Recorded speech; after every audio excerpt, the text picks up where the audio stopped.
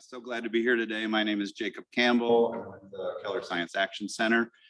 And I'm really excited to welcome you to the third and final Armour series lecture honoring Black History Month. The museum's program overall is amazing.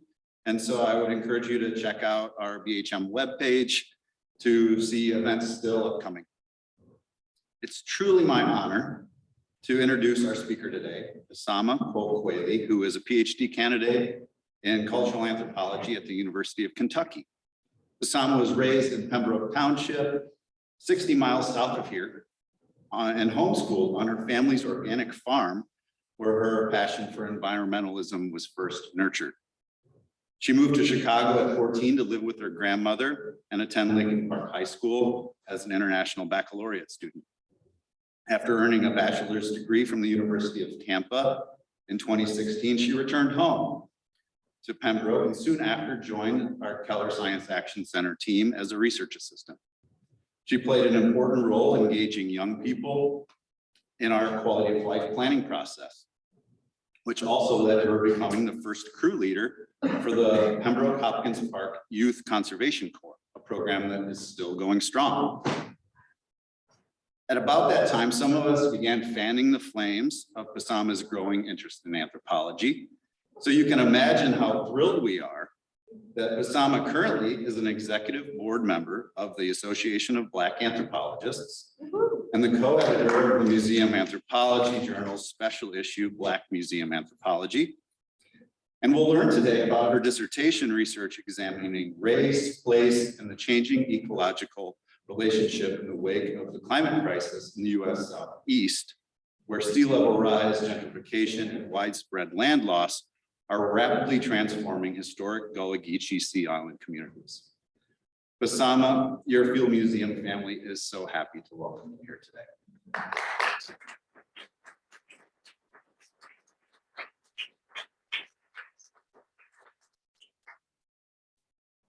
Thank you so much, Jacob, for that beautiful introduction.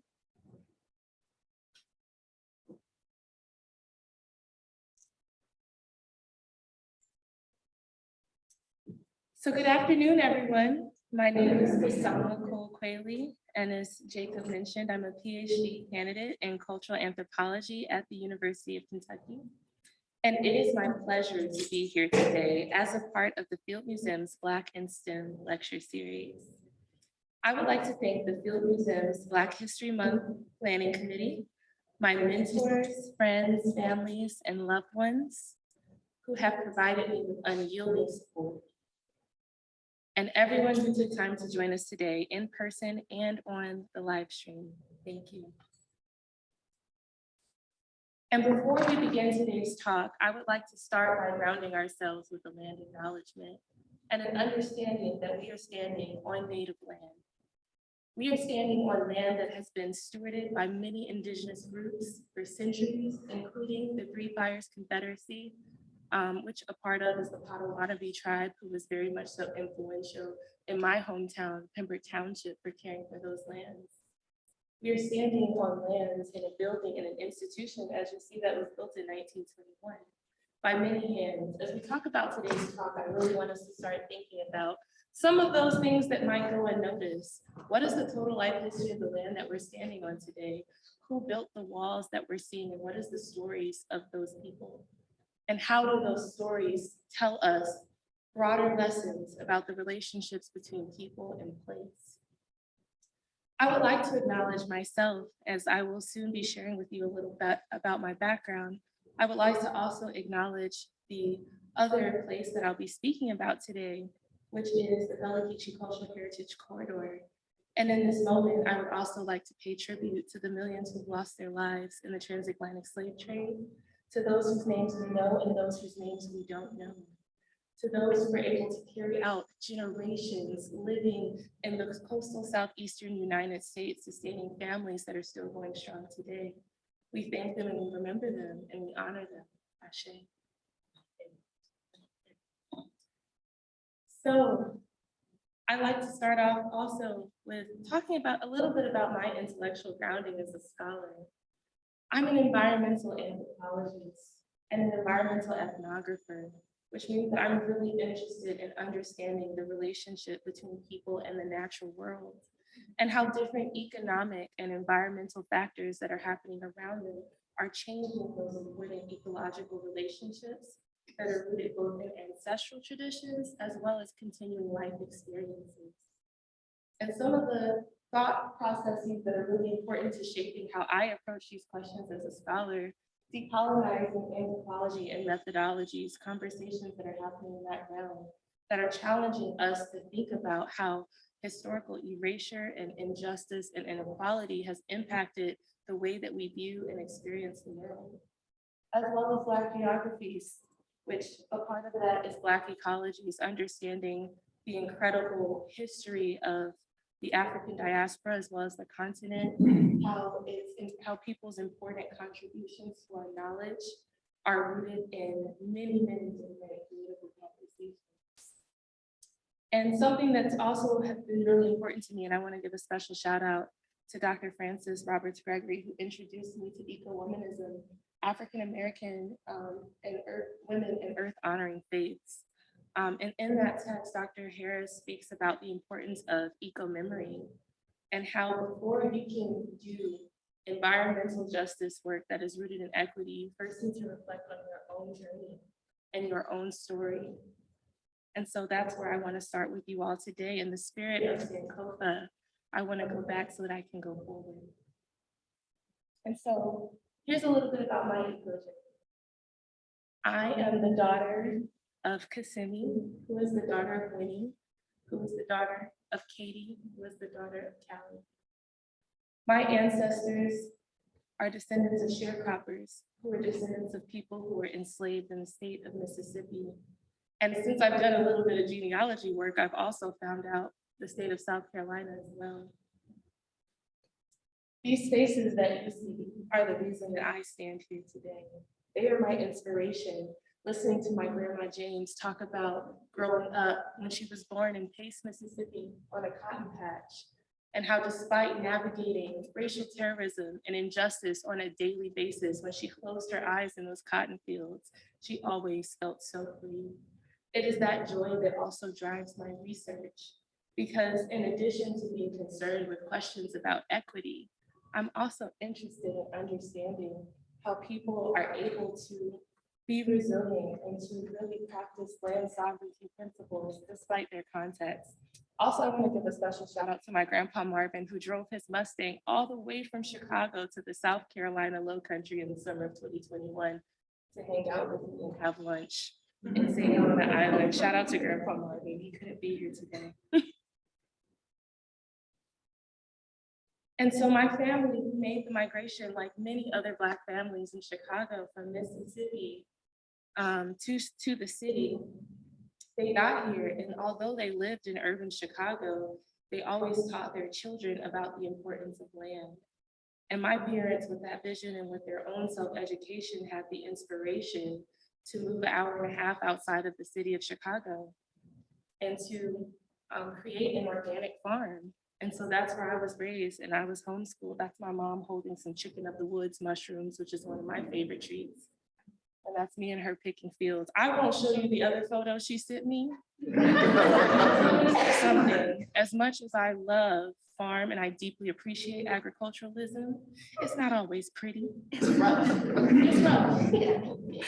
And to be completely transparent, it was so rough that although growing up in what was known as one of the most impoverished communities in the state of Illinois, I felt such wealth and abundance being able to be in the land and commune with nature, and to be able to appreciate the subtle ecological relationships between Pembroke Township's incredible biodiversity and history that has so many beautiful traditions that are rooted in some of those Black geographies and ecologies that came from the South. But I couldn't wait to go. I could not wait to leave. That's the truth. And I'm glad, because what Sankofa say, sometimes you've got to go back so that you can go forward. These are some photos also of my family, my brother, who is now 19, just to really capture the joy of Pembroke. I grew up riding horses and catching snakes. My Uncle Terry, rest his soul, catching frogs in the backyard and filling them up in the bathtubs. playing with our ghosts. That was a huge part of my life. But it wasn't until after I left Pembroke to complete my bachelor's degree and return that I really started to appreciate my community and my people from a different lens. Not only is this a place, I didn't understand how rare it was for Black families to still own land.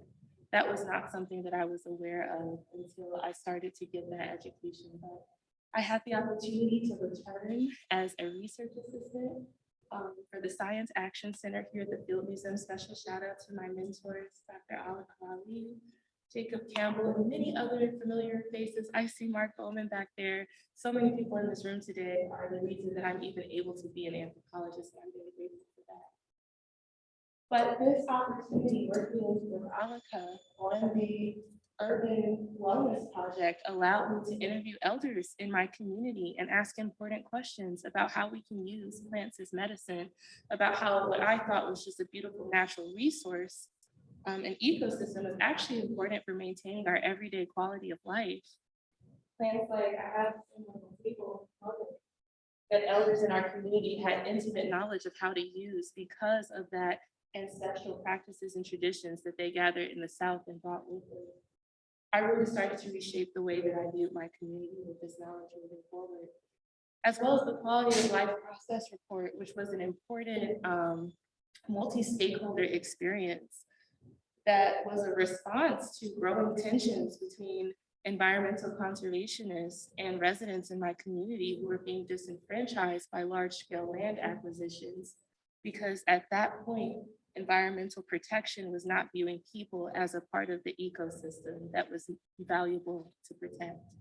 And so this process really helped me to start to understand all of the incredible knowledge and assets that my community has, and also led me to questioning what are some other assets that other rural Black communities may have.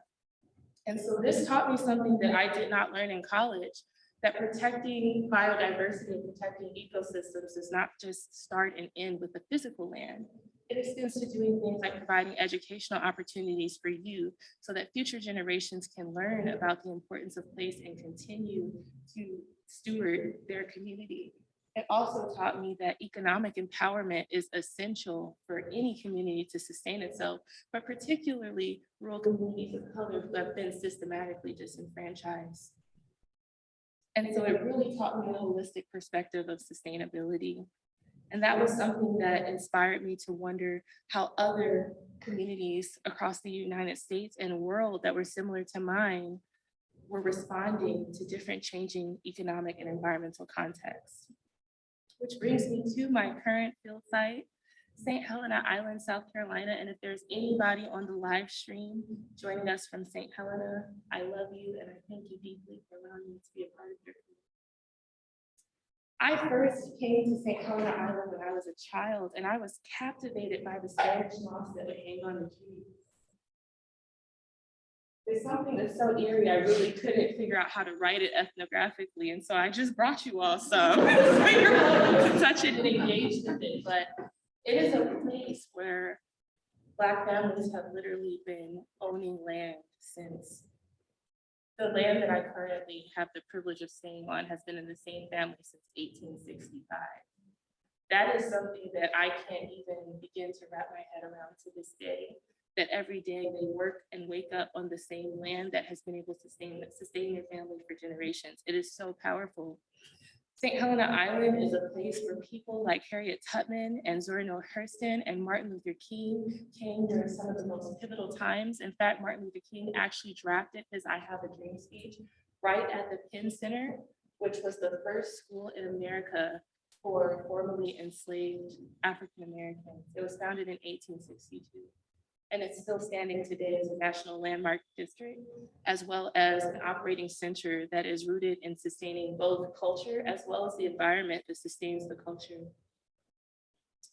It is a place that is deeply spiritual. It is a place where people of all kinds of faiths, including Christianity and Baha'i, Judaism, Jehovah's Witness, all kinds of faiths, Ifa, are able to gather, and their faith is intricately woven in the collective identity of their culture. This is Brick Baptist Church, which was founded in 1855. And it was actually built for enslavers by enslaved people. You can still see the fingerprints in the bricks of the children who laid those bricks. Gabriel and I had the opportunity to welcome the new year as in prayer in Brick Baptist Church for the watch night service. And that was an absolutely empowering experience that has been taking place since emancipation. St. Helena Island, just on the note about spirituality, I also have the Gullah Bible for you all to engage with, which is the New Testament translated in Gullah, a project that took over 25 years to complete. So I welcome you to engage with it on your time. St. Helena Island is also a place that has been, in many ways, a site of extraction by so many people who've wanted to get a piece of this community. And it's also been a place where there's been tons of extractive research processes. And so something that I learned from quality of life is the importance of building deep relationships, the importance of trust and transparency when you want to engage. And so for me, that means that I have spent the past 12 months, as well as a whole summer in 2021, doing nothing but deeply engaging with community. I do everything. I am at events, I've been to funerals, I've been to family reunions, I have literally been to every type of school celebration, and it has shaped my knowledge of the community in a way that is so profoundly special.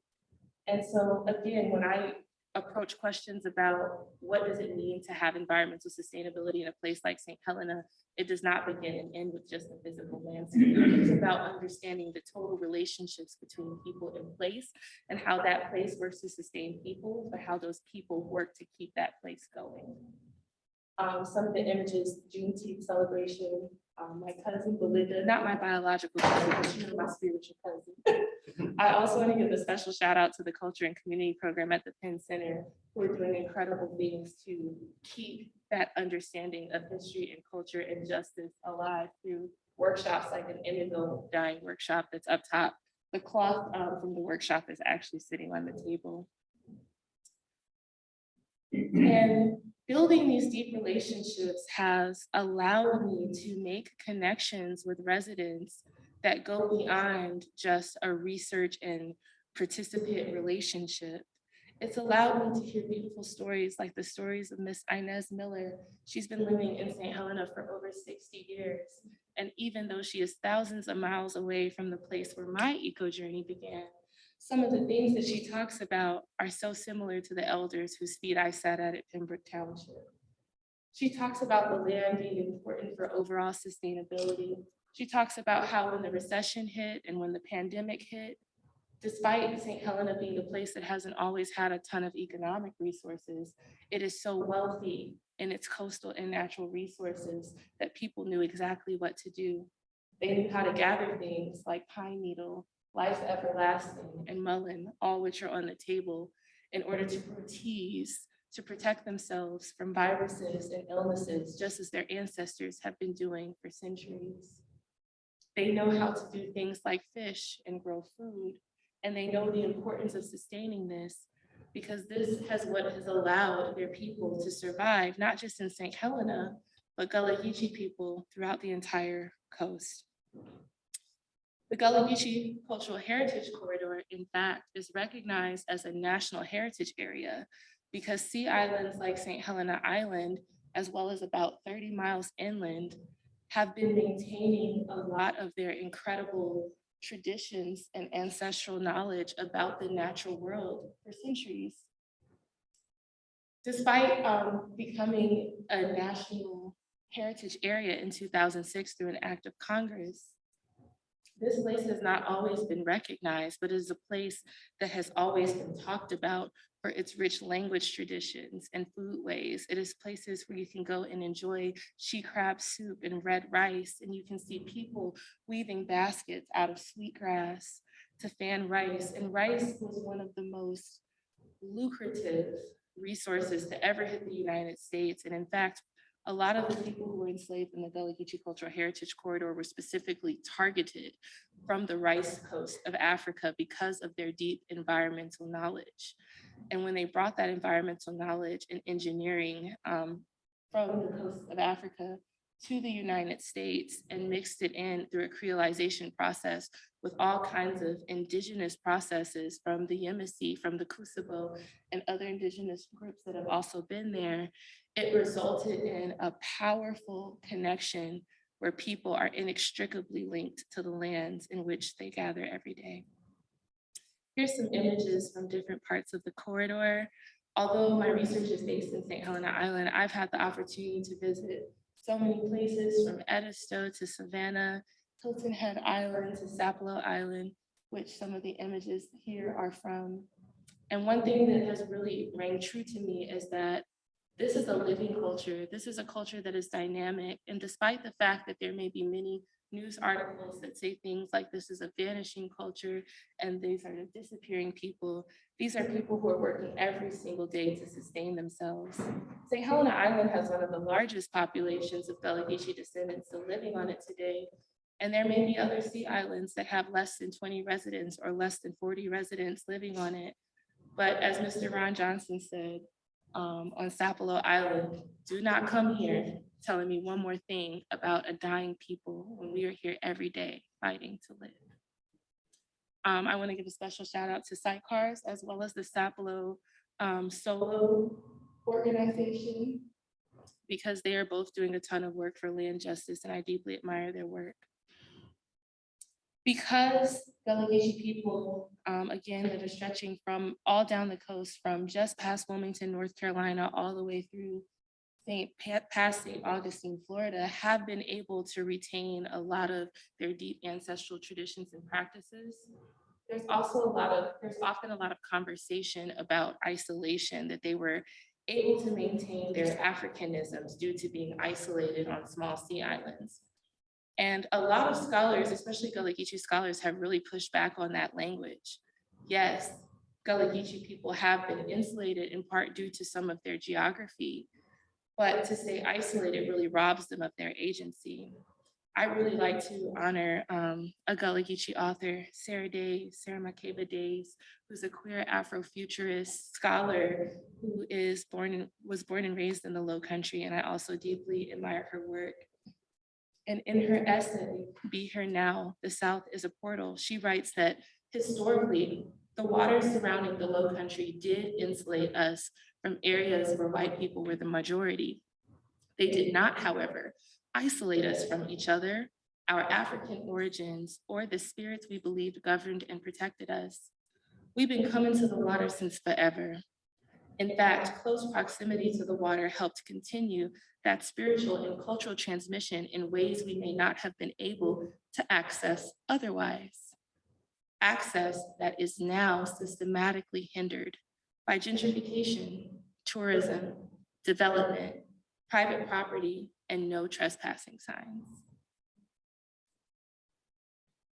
And one of the key threads that I tend to study in my research is exactly what Sarah Days was mentioning at the end of that section of her essay, is talking about both agency as well as dispossession through processes of gentrification, as well as the climate crisis, which I'll touch on a little bit.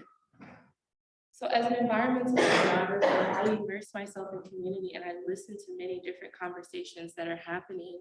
I also go out and I document different cases, whether it's erosion or a site that's been flooded out, and I listen to people's stories about gentrification. Up and down the coast, so expanding beyond St. Helena and even beyond Sapelo Island, there is a huge pattern of Black land loss for places like Hilton Head Island, which used to have over 90% Gullah Geechee descendants, now have less than 10. So much erasure has been happening where you can go into different parts of the corridor, which again spans all the way from past Wilmington, North Carolina down to Florida, and you not even know that people who are of Gullah Geechee descent have been stewarding that land for generations. There's just no sight.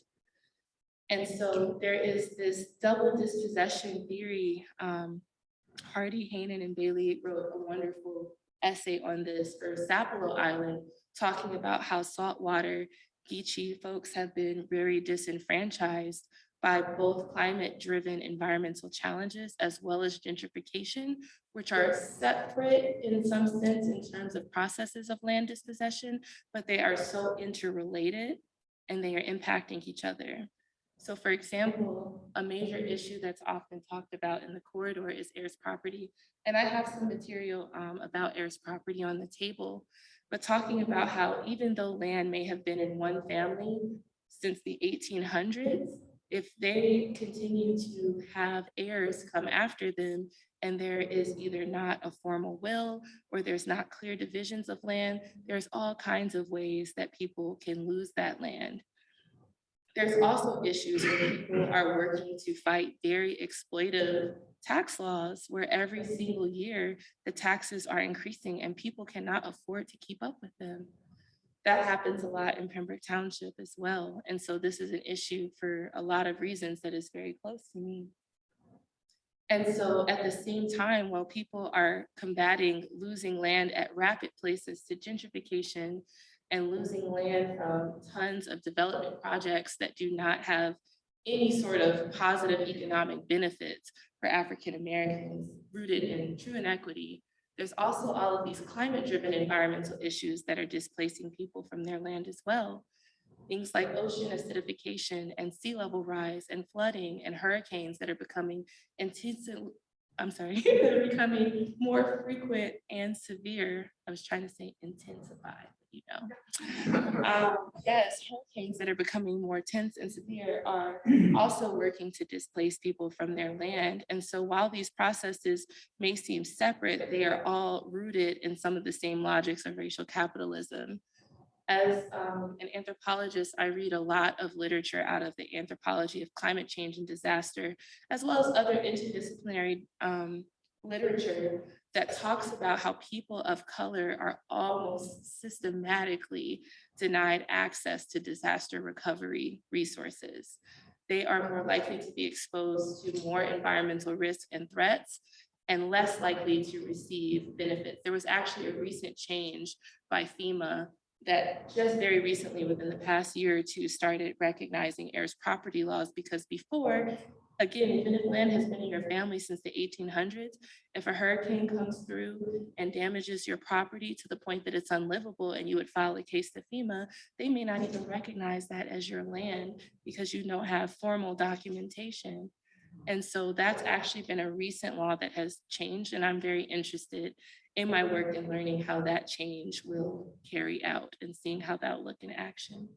But yes, climate change and gentrification are two very clear threads that I study in my work.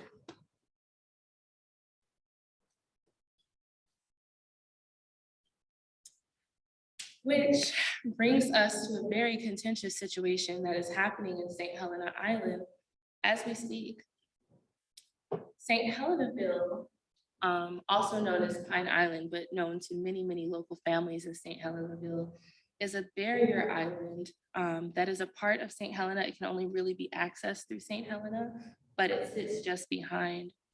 And there's currently a major situation happening where a developer is trying to purchase over 500 acres of land to build a high-end luxury golf course for the ultra elite.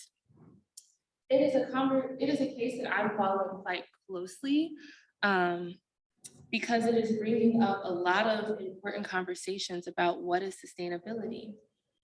It is bringing up thoughts about what is the history of this land. This is a historic image that shows St. Helenaville back in the 1800s, which is really fascinating to me because I read a lot of articles about Pine Island, and it often talks about it being as a place where it was used more for hunting and recreational activities and wasn't super important to African-American history. But then when you talk to the local people who are from there, they're like, what are you talking about? Laura Town, who was one of the founders of the Penn School, remember the first school in America for enslaved people, used to educate children from St. Helena there.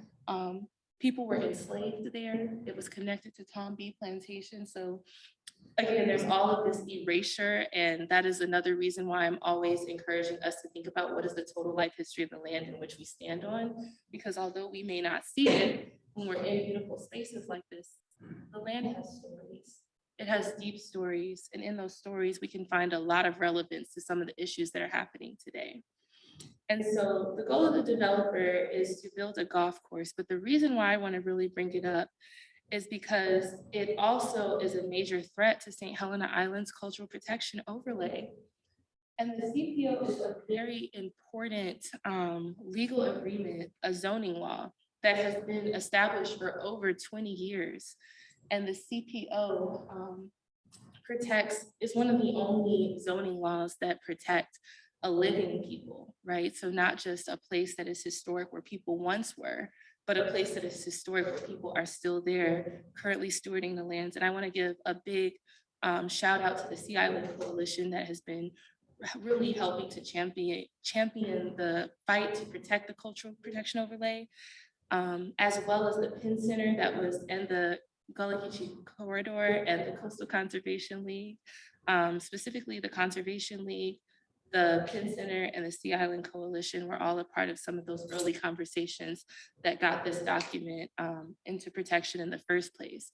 And this is really important because, again, St. Helena Island is one of the last sea islands that still have a majority Gullah Geechee population. And in part, that is because it has this zoning law that explicitly says no golf courses, no gated communities, because the community had decided that that was incongruent with their means for both environmental sustainability as well as cultural sustainability, which are completely tied to each other. And so I've been listening to the conversations that are emerging from the importance of the CPO, and I've been taking a bigger step back and asking, what does that mean for the overall sustainability of St. Helena Island and other rural Black communities that are under threats from gentrification, from climate-driven environmental challenges, and from a variety of other social, economic, and environmental issues that are threatening the environmental and cultural sustainability of these places? And there's been many interesting conversations that has emerged. This image is from one of the Beaufort County Planning Commission meetings that I attended. Gabriel was here. Y'all, Gabe has been to all this stuff with me. Shout out to him. Put in the work, but these meetings are passionate spaces. They are spaces where you hear so much history, you hear so many systemic critiques, whether that's critiques of leadership, critiques of power structures, critiques of having lack of access. You find out things like this Pine Island study is contentious now, but people have been fighting over and over and over again. When I sat in these meetings, it reminded me a lot about growing up in Pembroke Township and having, for us, it wasn't gated communities because we didn't have the beautiful ocean. We were always getting threats of prisons. And it seemed like every several years there was a new prison trying to build itself in our community and convince residents that this is what you need for economic sustainability and this will actually help you. And it's like, wait a minute, we do need economic empowerment opportunities. We do need more access and more resources, but this is not what we asked for. And this reminds me so much of being in St. Helena, because when I get to attend both private and public meetings, that's what's coming out. This is not a place that is trying to just be stuck in time. This is not a place that is just trying to stop at preservation, but is a place where its people are constantly calling for sustainability. And that means evolving. That means saying like, yes, we need environmental protection, but for us to keep stewarding these lands, we need to be able to have jobs and we need to be able to work. We need things like technology, as Ms. Miller has eloquently pointed out many times at these community meetings. We need educational opportunities for our children so that they can learn about the importance and the history of this place so that they can know how meaningful it is to continue stewarding it. I apologize. We need housing opportunities. You all, the average cost of a one-bedroom apartment in this area is $1,800 a month, but yet minimum wage is not even at $8 yet. That does not add up. And when you have the median income for the county consistently increasing, especially with large migrations, influxes of people, especially post-COVID, when everybody is remote or people are retired coming in from the Northeast, selling their multi-million-dollar condos and snatching up houses left and right because they cost $200,000 a year, $400,000 a year in Beaufort. And maybe for them, that's nothing, but for people who've been there, whose ancestors were enslaved on those grounds, who literally trace their ancestry back to that very place over 400 years, and they still don't have those opportunities, it's really significant. And so because it is important for me as a scholar to learn about equity, to learn about what are the different systemic factors that are dispossessing people, but also how are they employing agency to respond to these issues. I also focus on what does sustainability look like in action. And so I spend time with a number of community partners who I'm so grateful for having me. I spend time with places like Morning Glory Homestead, who are working on some really cool beekeeping projects and have been doing these beautiful Gullah campfire stories where they invite people to sit on their land and eat food grown in their gardens and learn about the traditions that happened in this area, but also talk about how to continue these in present day as well as into the future. I spend tons of times with places like Marshall Community Organic Farm and their home cooked meals distribution program. When Gabe was visiting me, we passed out over 700 meals in one day, collard greens grown on the same land that I get to live on and feeding an entire community. It was beautiful. I also get to learn from people like Alana Jenkins, who is championing Heritage Academy, which is a school that is completely rooted in place. Their action is powered by place, but empowered by people. And it would be the first really school in this area to be solely, or not the first, I'm sorry, but it would be the only school that is operating in this area that would be rooted in Gullah Geechee culture, which is really important when we think about what is the future sustainability, not just preserving the past, but ensuring that there are many avenues to continue protecting it into the future. I've also partnered with the Fellowship, who we do a number of important programs that are rerouting people in land and talking about important conversations like how do we protect our cemeteries? Development is happening at such a rapid rate in St. Helena and across the corridor that whole cemeteries are getting destroyed by development, as well as by sea level rise that is quite literally carrying some of the sites away. And so that is something that we think about when it means what is to sustain a place. And so at this point, I really would love to open it up to a conversation and to invite you all to ask any questions that you have, to make any comments that you have. We can engage with some of the things on the table. I brought some examples of Gullah art, some examples of, you can engage with the Bible. There's also, if you want to continue learning about the Gullah Geechee Cultural Heritage Corridor, they provided several pamphlets for you all to take home with you. And I encourage you all to continue following our journeys as we keep doing this work.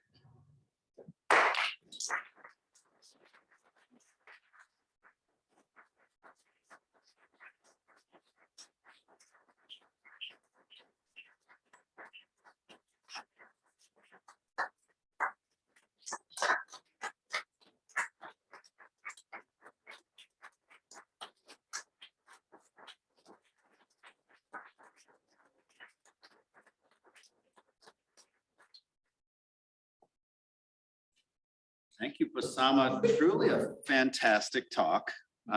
Really so glad to have you here, and thank you for everything you've shared with us. We do have some time for questions. And so I would ask, so that we can continue to engage the virtual participants, if you could raise your hand if you have a question, and someone will come with a microphone for you to use. So let's open it up. Questions for Pasama?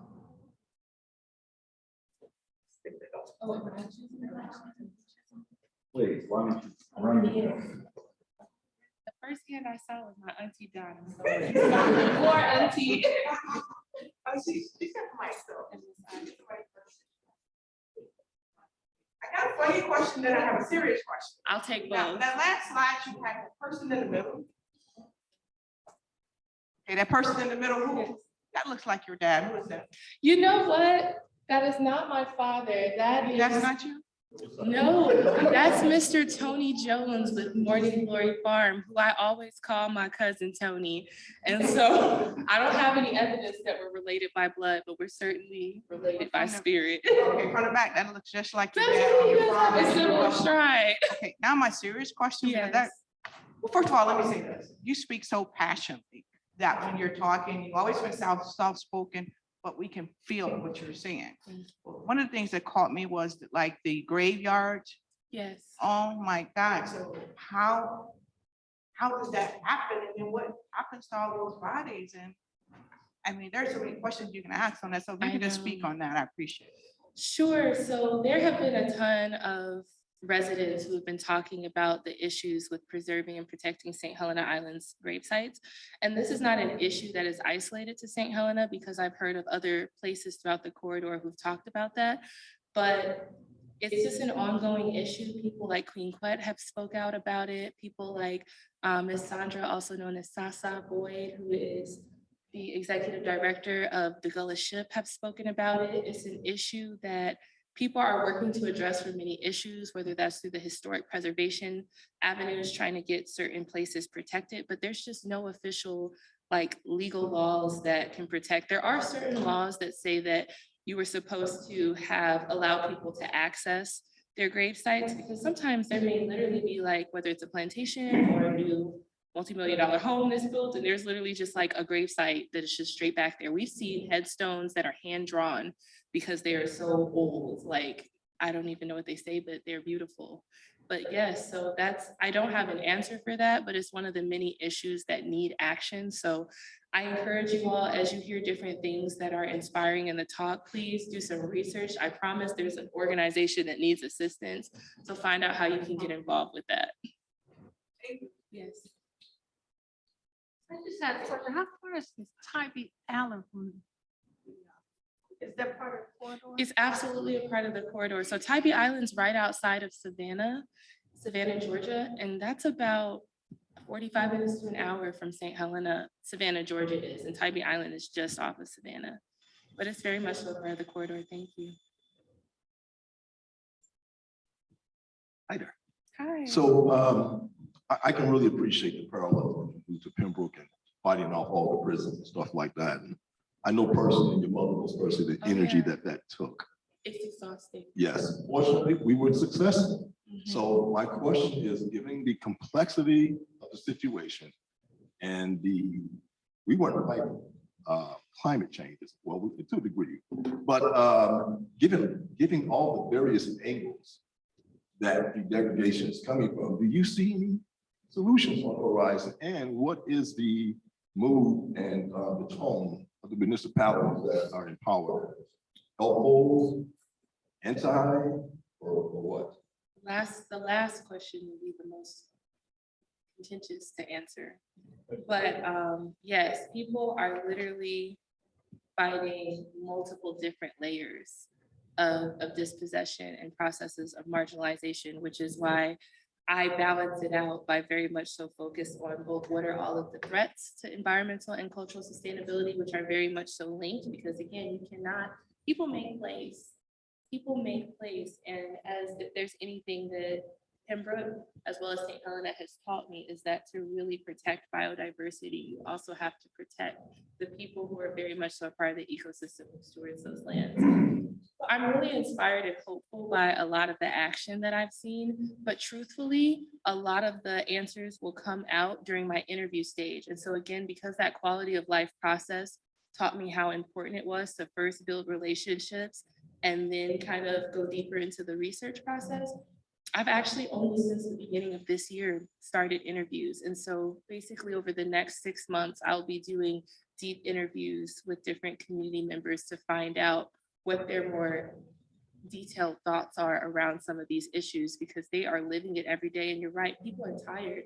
Something that I do in addition to interviewing is I'm constantly documenting, taking field notes. And something that I often observe at community meetings is that I'm often the youngest person there. Very seldomly enough people who are in kind of the working age who are at these meetings, mostly because they're out working. They're driving over an hour because there's not a lot of, work opportunities in their community. So they're commuting to other sea islands and other major towns to be able to make money. So that is an important question for sustainability. The question about leadership. So a lot of people at community meetings that I have documented have expressed that they are concerned that whether it's the county, whether it's local leadership, that they are concerned that their leadership may not actually be representing their interests and may instead be going forward with what is most economically profitable from the capitalist sense. And so that is something that I also hope to learn more about, but people have been very vocal. And if you read about the Pine Island case study, you'll get to see a lot of those accounts. First of all, great talk. I didn't know these islands existed until your talk, so props for the maybe and probably all of a bunch of other people. But I also didn't know they had their own language. Can you tell us more about that language? I am so sorry, you all. It is so funny because I volunteer at the Gullah Geechee Cultural Heritage Corridor and I have my whole little spiel rehearsed, but like I'm talking about so much today and I really didn't get a chance to go into detail about that. And so Gullah Geechee culture, one of the things it's most iconic for is their beautiful and unique language, which is a creolized language of many different African languages that are bridged together in the bellies of the slave ships and on the land when they arrived in the US.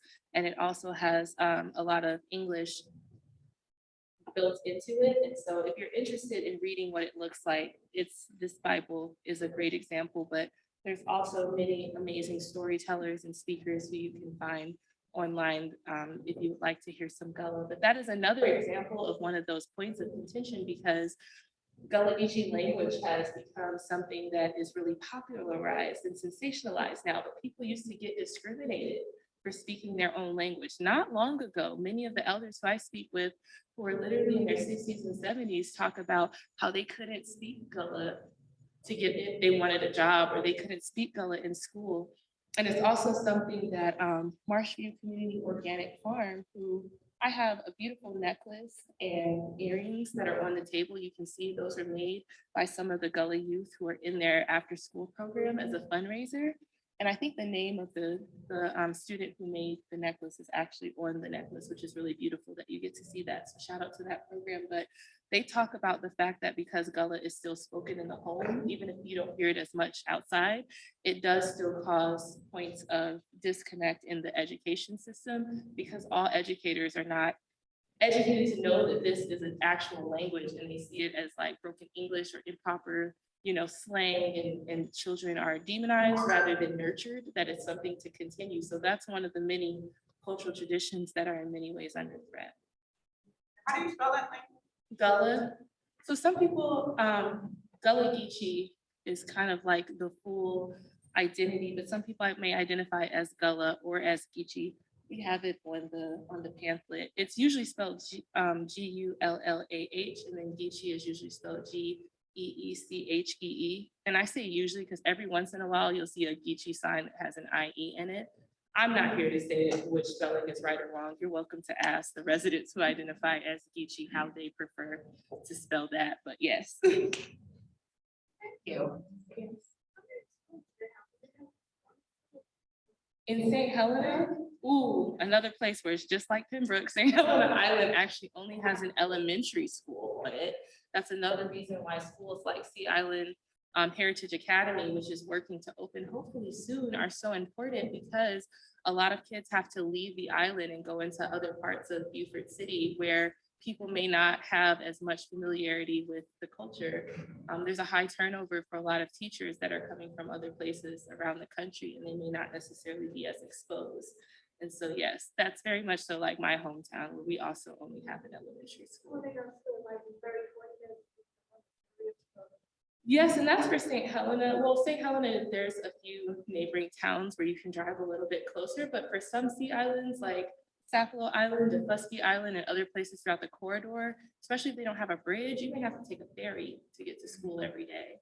And so you're literally removing yourself out of your community and going to a whole new place quite literally every day for education.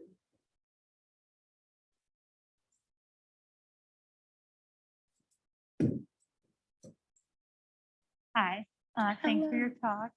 I guess I kind of have a two-part question, and one is something you talked about a little bit, but I'd love to hear more, which is how do you see Pembroke differently now that you've traveled to all these places and done participant observation there? And then I guess the second question is, I really love your storytelling style and how you're weaving observations from multiple places together all the time.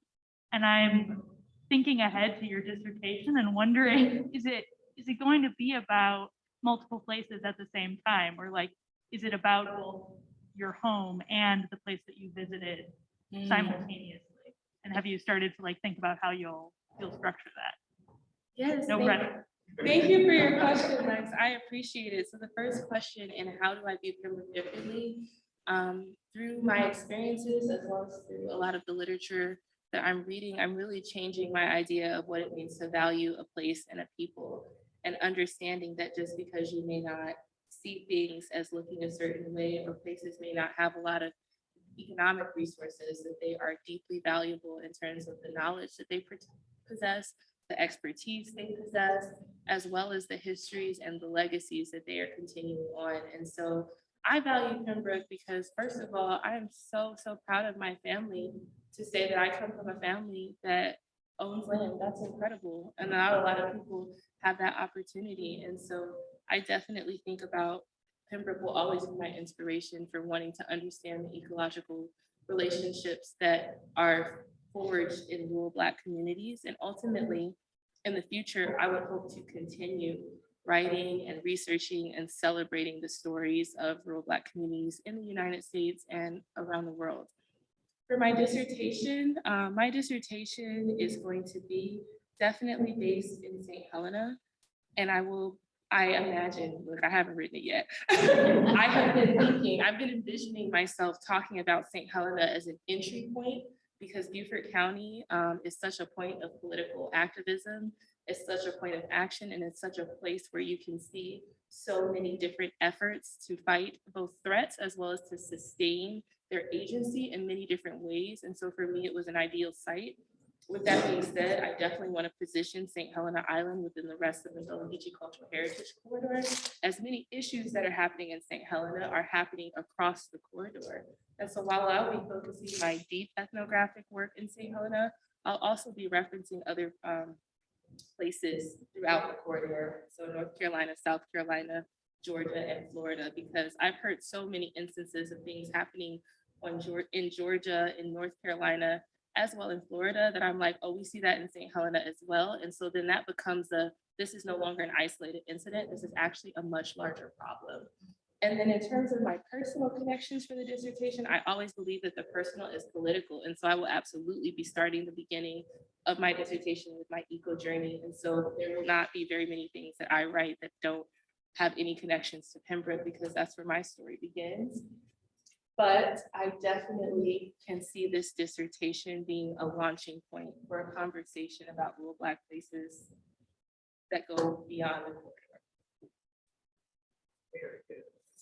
Thank you.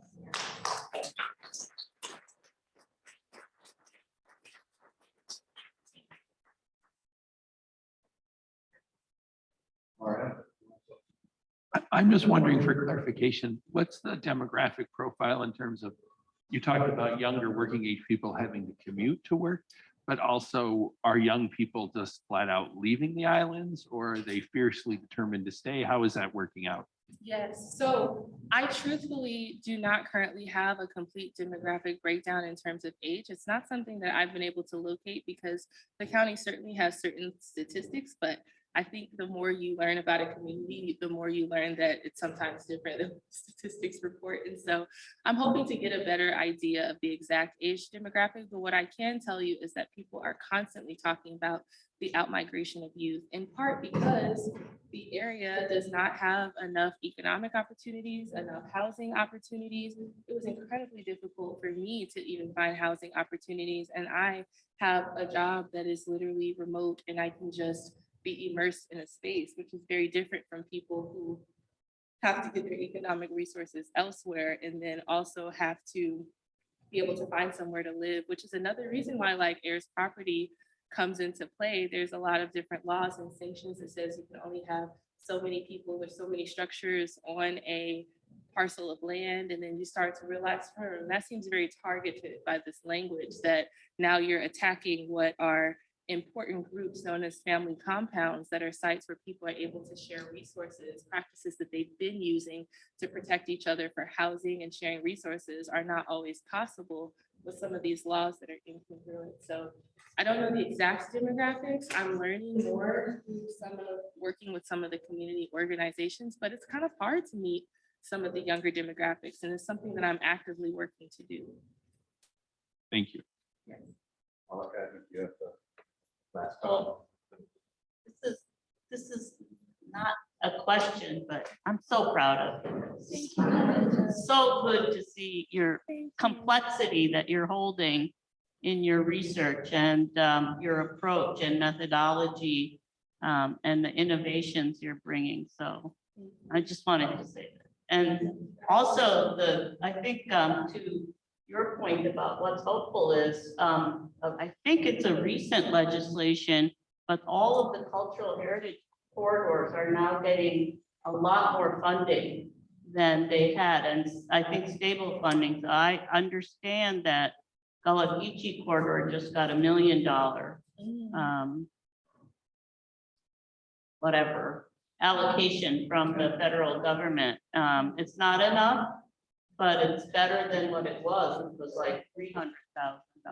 So, yeah, so I think there is hope, and a lot of that is due to the activism of the Gullah Geechee community Absolutely. and the people who are in the organization of the heritage corridor. So, Absolutely. yeah. As well as many people who are not currently a part of the corridor, but whose instrumental work made it possible for it to even come about. Absolutely, Alaka.